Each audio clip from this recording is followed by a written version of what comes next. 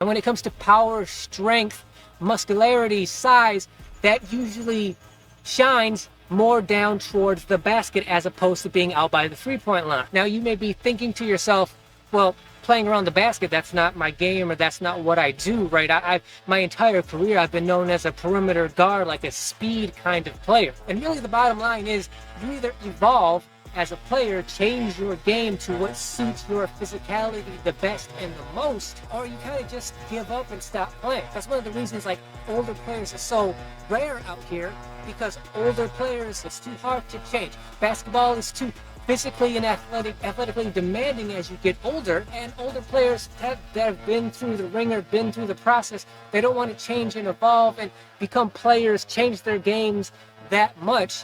It's too difficult, it takes too much time, too much effort, and you know they've been through the process, they're done, they just give up, they walk away, and they just give up on basketball. But for those of us who want to stick around and want to be the rare older guy, well, you don't have any choice. You have to evolve, you have to change your game and do what suits you better. And for the most part, that's going to be, well, I'm bigger, stronger than most of the young, agile players around me. That's just going to put you more towards the basket. So either you want to evolve and figure out how to play more effectively around and near the basket, or you don't, and you just get embarrassed by younger players over and over again to the point where you probably get fed up with it, frustrated, and then give up.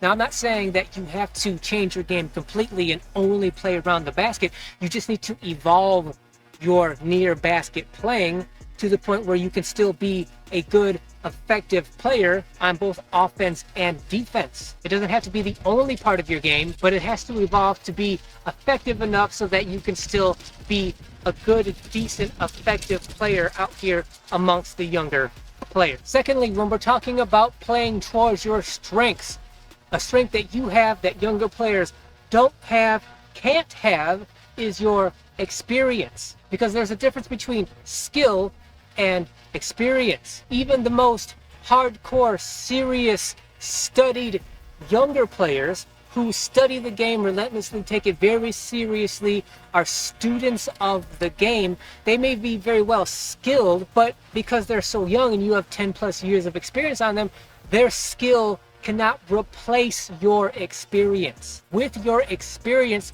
should become the evolution of strategy, and that strategy should revolve around your physicality, trying to compensate for your lack of athleticism. What I mean is you need to know yourself, know your game, and strategize how you play so that you still are the most effective player you possibly can be, while at the same time using as little energy as possible.